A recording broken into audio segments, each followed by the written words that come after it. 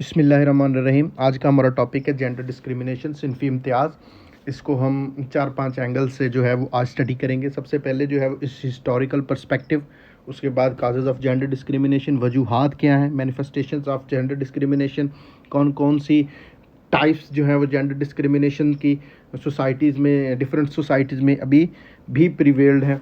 Emancipation इरा है, फिर जब औरत को अकल आई, औरत पढ़ गई। वमेन इन पाकिस्तान में एक हल्का सा टच जो है वो वुमेंस की स्टेटस को लेकर के।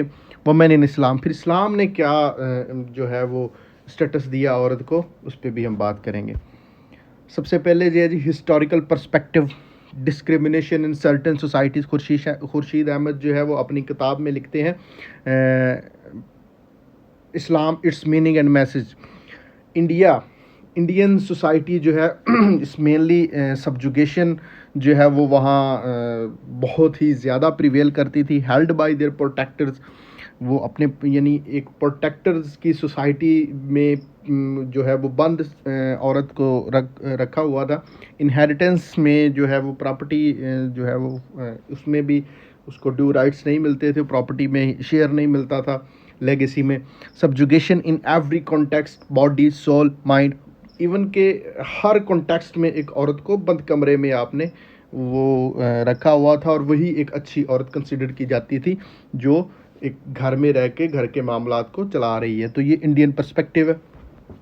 एथेंस जो है उस वहाँ भी जो सोसाइटी है वहाँ सब्जेक्ट टू देयर मेल किन, नो कंसेंट ऑन मैरिज, शादी में भी औरत की जो है वो राय को कंसिडर नहीं किया जाता था।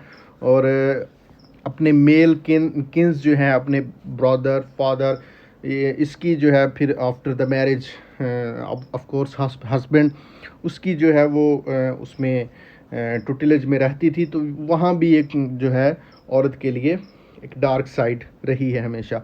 अब रोमन्स की बात करें, रोमन्स भी इन इंडियंस और एथेंस से कुछ कम नहीं थे। एक माइनर समझते थे, माइन्यूट सा करेक्टर है जो सब्जुगेशन में रहता है, इनकेपेबल ऑफ डूइंग एनीथिंग। वो अपनी मर्ज़ी के, अपने टेस्ट के, अपनी आज़ाद सोचों के साथ कुछ भी नहीं कर सकती।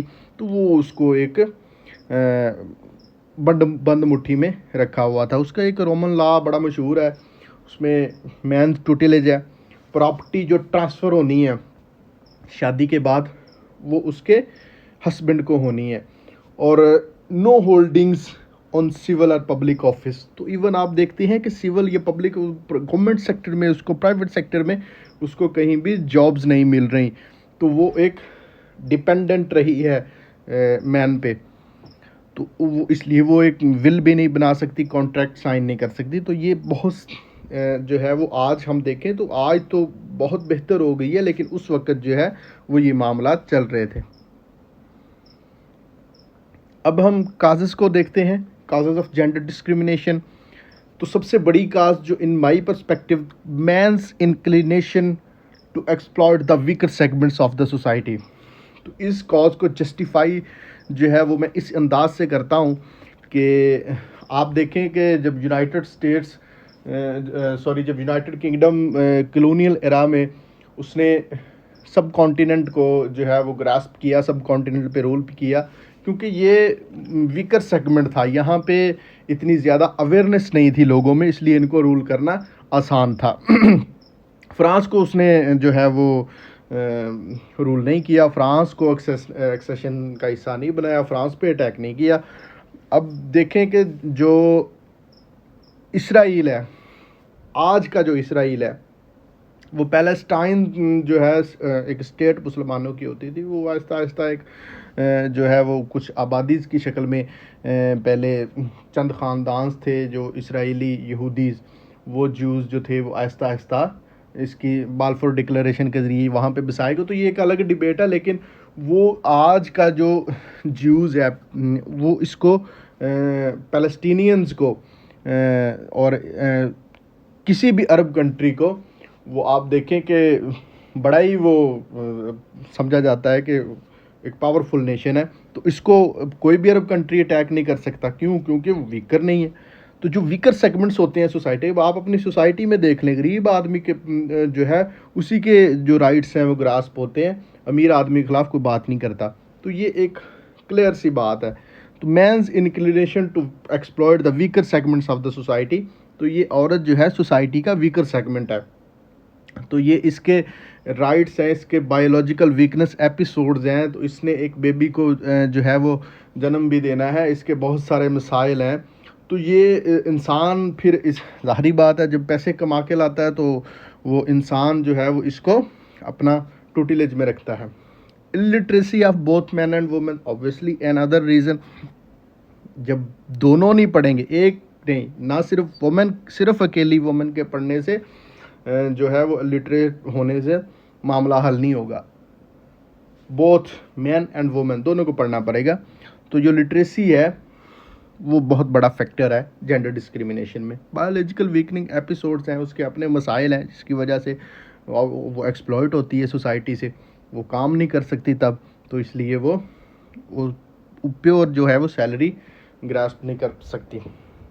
सोशल कस्टम्स हैं, बिलीफ्स हैं हर सोसाइटी के, जो एक्चुअली अब इस्लामिक पर्सपेक्टिव में देखें तो इस्लाम जो प्योर इस्लाम है उसका तो बिलीफ नहीं है। वो तो कहता है कि पढ़े, औरत भी पढ़े, मर्द भी पढ़े, तो पढ़ाई तो एसेंशियल एलिमेंट है।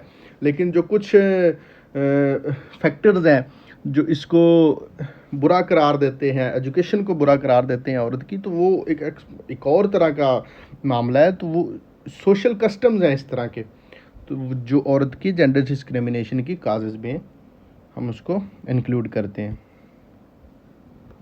अब मैनिफेस्टेशंस हैं जी, डिफरेंट काइंड समझ लें अब जेंडर डिस्क्रिमिनेशन की, कि किस तरह की जेंडर डिस्क्रिमिनेशन हो रही है। पाकिस्तान में देखें, ऑनर किलिंग है, सेक्सुअल ट्रैफिकिंग है थ्रू आउट द वर्ल्ड। अब डोरी किलिंग्स हैं, एसिड अटैक्स हैं, फोर्स्ड मैरिजेज़ हैं। अब अखबारात बड़े भरे पड़े होते हैं इस तरह के वाक़यात से। फोर्स्ड अबॉर्शंस है, फोर्स्ड स्टेरिलाइजेशन है, हेल्थ हैज़र्ड्स हैं, लिटिल एक्सेस टू एजुकेशन है, डिस्क्रिमिनेशन इन जॉब्स, सैलरीज को पैसे पूरे नहीं दिए जाते, क्योंकि ऑपरेशन है, वायलेंस अगेंस्ट वुमेन। अब घर घर की कहानी है, अब सबको पता है। जो ये इस तरह की मैनिफेस्टेशंस जो हैं फिर देखने में आती हैं। अब इमांसिपेशन एरा अब थोड़ा औरत एनलाइटेंड होगी, उसको शऊर आ गया, अब उसने वो पढ़ना शुरू होगी, तो फिर उसने प्रोटेस्ट स्टार्ट किए। जो वुमेन सफरेज मूवमेंट जो है इस शक्ल में, फिर हिस्ट्री ऑफ फेमिनिज्म मूवमेंट्स की जो पूरी एक तारीख है, फिर मी टू मूवमेंट, फिर ज़ाहिरी बात है ये सारी चीज़ें हुई तो यूएन ने भी, यूनाइटेड नेशन ऑर्गेनाइजेशन ने भी नोटिस लिया और दुनिया को इस पे लगाया कि भाई आप भी अपने मामलात में देखें कि कहाँ कहाँ पे औरत की जो डिस्क्रिमिनेशन हो रही है औरत के साथ, तो उसको एलिमिनेट करें, एड्रेस करें मामलात को। पाकिस्तान का पर्सपेक्टिव है, फिर उसमें भी हम देखेंगे। लिटरेसी है ऑब्वियसली, वुमेन सफरेज मूवमेंट, बारी बारी करके हम सबको देखते हैं। सीरीज़ ऑफ प्रोटेस्ट हुए हैं जी वर्ल्ड, स्पेसिफिकली जो है वो यूनाइटेड स्टेट्स में एक डेकेड्स ऑफ जो है वो डेकेड्स हुआ है, डेकेड्स ऑफ डेकेड्स। तो ये अब न्यू टर्मिनोलॉजी आप सुन रहे होंगे, यानी कि 10 जो है वो डेकेड्स आप कंसिडर कर लें इसको। तो उसमें एक सेंचुरी जो है वो पूरी तकरीबन ये काउंट करते हैं उसकी प्रोटेस्ट मूवमेंट्स की। 1893 में फिर उन प्रोटेस्ट की जो है वो उसके फ्रूटफुल रिजल्ट्स जो हैं वो फिर इस शक्ल में आए कि 1893 में, 1893 में न्यूजीलैंड में, फिर ऑस्ट्रेलिया जो है उसमें फेडरल इलेक्शन और स्टैंड फॉर इलेक्शन, औरत को जो इलेक्शन में पार्टिसिपेट करने का 1902 में, फिर अमेरिकन जो बहुत बड़ी सोसाइटी अपने आप को समझती है, वो 1920 में वो राइट टू वोट जो है वो उसको मिल रहा है औरत को। तो ये आप उसका अंदाज़ा कर लें कि किस तरह डिस्क्रिमिनेशन का हिस्सा रही है औरत। हिस्ट्री ऑफ फेमिनिज्म मूवमेंट्स, अब थोड़ा सा फेमिनिज्म मूवमेंट्स की हिस्ट्री को देख लेते हैं। फर्स्ट वेव जो है 1900 से 1959 तक रही है जी। ये इसका प्योर जो स्पेसिफिक जो पर्सपेक्टिव था वो यही था कि जी राइट टू वोट दिया जाए औरत को। फिर सेकंड वेव जो आ गई 1960 से 1980 तक ये चली, focusing basic rights of gender, family, work place, de facto inequalities, official legal inequalities, मतलब कानून में फिर कॉन्स्टिट्यूशन में तो डिक्लेयर कर दिया यूनाइटेड स्टेट्स ने कि भाई जेंडर डिस्क्रिमिनेशन के इस इशू को एड्रेस किया जाएगा, इनकी जॉब्स दी जाएंगी सॉरी, और इनके जो मामलात हैं इनको किसी तरह हल किया जाएगा, उस पर कमेटीज़ बनाई जाएंगी, इनको पार्लियामेंट्स का हिस्सा बनाया जाएगा। तो ये डिफेक्टो का मतलब होता है कि जो लीगल इनकी हैसियत तो है लेकिन एक्चुअल अभी नहीं कुछ मिल रहा है, एक्चुअल अभी बहुत दूर है। तो वो देखने में आई सेकंड वेव में। थर्ड वेव जो थी 90s टू 2000, तो वो इंडिविजुअलिज्म एंड डाइवर्सिटी, इस पे जो इंडिविजुअलिज्म के भाई एक इंडिपेंडेंट राय होगी, इंडिपेंडेंट सोसाइटीज़ में जो है वो औरत इंडिपेंडेंट होगी हर लिहाज से, तो इस तरह की डाइवर्सिफिकेशंस फिर उसमें जो है वो देखने में मिलती है।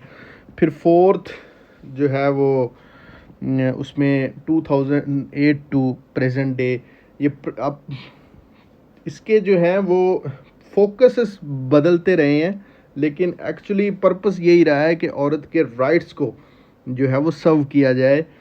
सेक्सुअल हरासमेंट्स, असॉल्ट्स जो हैं वो नोटेबली इन वर्क प्लेस, तो ये देखने में आया, तो उसको लेकर के अब तक जो है वो फेमिनिज्म की मूवमेंट्स चल रही।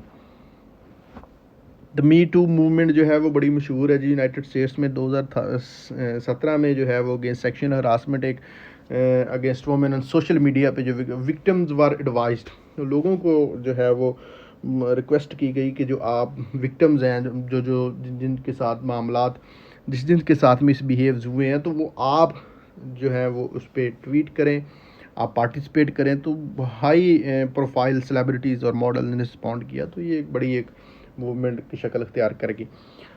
फिर जो यूनाइटेड स्टेट ने भी इसका नोटिस लिया, उसने जेंडर डिस्क्रिमिनेशन जो है उसको मेन स्ट्रीम में लाया और पॉलिसीज़ अपनी जो है वो रिवाइज़ की और मिलेनियम सस्टेनेबल डेवलपमेंट गोल्स का हिस्सा बनाया इसको।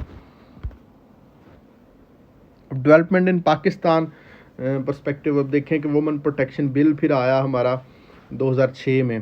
The women protection bill has taken into account the excesses being done to women folk, तो जो ज़्यादतियाँ औरत के साथ हो रही थी उसको लेकर के फिर हमने एक कानून बनाया। वो कानून जो था उसकी आप जो है डिटेल मैंने हल्की सी जो है इन शॉर्ट पूरी डिटेल मैंने आपको यहाँ पे विंडो स्क्रीन पे दी है, आप देख सकते हैं कि डिप्राइविंग हर ऑफ इनहेरिटेंस। सबसे पहले तो है जे forcing a woman into marital bond for settling a dispute is non bailable offence, bartering women into such conditions punishable by 3 to 5 years imprisonment plus fine of 5 lakh or 0.5 million Pakistani rupees. तो आप forcefully औरत को marriage के लिए उकसा नहीं सकते, bartering system नहीं कर सकते कि आप अगर कोई मामला को डिस्प्यूट को सेटल करने के लिए आपने कोई इस तरह की शादी और उसकी मर्ज़ी के ख़िलाफ़ हो जाए तो उस पर फिर एक कानून साजी की गई पाकिस्तान में, 5 साल की कैद और 5 लाख रुपए जुर्माना। Depriving her of inheritance can lead to 5 to 10 years of imprisonment. आप उसकी इनहेरिटेंस से उसको डिप्राइव करते हो तो 5 से 10 साल जो है उसकी उम्र कैद और 10 लाख रुपए जो है वो उसका जुर्माना, या फिर दोनों, ये प्रेरोगेटिव है कोर्ट का। फोर्स्ड मैरिजेस जो हैं other than settling disputes can lead to 3 to 10 years imprisonment plus 0.5 million fine. तो ये फोर्सिंग है मैं women to marry holy Quran, ये इंटीरियर सिंध में हमारे होता है ऐसा, अभी भी जा रही है ये practice. Can lead to 3 to 7 years imprisonment and 0.5 million fine. तो ये 5 लाख जुर्माना और 3 से 7 साल की कैद। तो ये फिर पूरा एक लॉ पाकिस्तान में हम देखने को मिलता है कि जी वुमेन डिस्क्रिमिनेशन को लेकर के, जेंडर डिस्क्रिमिनेशन को लेकर। अब वुमेन इन इस्लाम जी थोड़ा सा हम देख लेते हैं। अब इसका अंदाज़ा आप सबको है कि जी rights are guaranteed to women on the basis of series of political struggle and protests in different regions of the Europe, America, Australia। आप देखते हैं कि जी प्रोटेस्ट हुए अमेरिका में, ऑस्ट्रेलिया में, फिर न्यूजीलैंड में, आइसलैंड में, उसके नतीजे में जाके औरत को राइट्स मिले, और अभी तक भी कंप्लीट राइट्स नहीं मिले। अभी तक भी जो हैं वो एक्सपर्ट्स जो हैं वो स्कॉलर जो हैं वो उस पर बैठते हैं, डिबेट्स होती हैं, सोचते हैं, फिर जी ये चीज़ दे दें, ये चीज़, तो ये मामला अभी चल रहे हैं। तो आप देखें कि इस्लाम ने ये सारी चीज़ें बग़ैर किसी पॉलिटिकल स्ट्रगल के, बग़ैर किसी जो है वो औरत के प्रोटेस्ट के, वो औरत को दे दी। और दी कब? उस दौर में जब अरब जो थे, औरत बच्ची बेबी गर्ल के पैदा होने पे भी इतनी शर्मिंदगी महसूस करते थे कि वो बाहर निकलना गवारा नहीं समझते थे, वो मुंह दिखाना किसी को मुनासिब नहीं समझते थे। इस तरह की जो सोसाइटी थी, उस सोसाइटी में हज़रत मोहम्मद सल्लल्लाहु अलैहि वसल्लम ने इस्लाम का जो पैगाम दिया, ना सिर्फ इस्लाम का पैगाम दिया बल्कि औरत के हकूक़ को प्रिजर्व किया मुकम्मल तौर पर।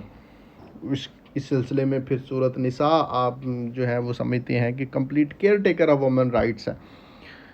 तो फिर आपने ना सिर्फ उसको औरत के हकूक़ को डिफेंड किया, बल्कि ये कहा कि दो बड़ी मशहूर हदीस है, जो दो बेटियों की शादी जो है वो करता है अच्छी तरबियत के बाद, तो वो जन्नत में मेरे साथ पैरेलल होगा, दो उंगलियों का इशारा देंगे तो बराबर होगा, शाना बशाना होगा। तो ये आप मशहूर जो है वो हदीस है। तो इतना बड़ा मकाम, फिर माँ की इज़्ज़त जो है वो, फिर बहन की, तो फिर एक सोसाइटी में आप देखते हैं कि एक कल्चरल चेंज आ जाता है बग़ैर किसी वुमेन स्ट्रगल के, बग़ैर किसी प्रोटेक्ट। तो ये आप लाजमी इसको वुमेन इन इस्लाम जो है वो टच दें। कंक्लूजन की तरफ आते हैं जी। अब जेंडर डिस्क्रिमिनेशन जो है, क्या वो अचीवेबल है? जी बिल्कुल अचीवेबल है। आइसलैंड की एग्जांपल देखते हैं, वहाँ पे टॉप पे इस वक्त आइसलैंड है। सबसे पहले जो राइट टू वोट आइसलैंड में दिया गया औरत को, तो आज देखते हैं औरत को जो टॉप पे है, उसके वो 50% जो है वो मामलात में शेयर करती है, ऑफिस होल्ड करती है, बेबी चाइल्ड है, उसके बड़े उसके जो है वो राइट्स हैं। तो ये अचीवेबल है। किस तरह अचीवेबल है? Injecting education to both women and man folk, also creating opportunity zones for women and make legislation based on the sensitivity of women folk। तो ये लेजिस्लेशन, एजुकेशन, अपॉर्चुनिटी, इस तरह का इन्वायरमेंट आप देंगे तो ये फिर सारा कुछ पॉसिबल है। Thank you very much.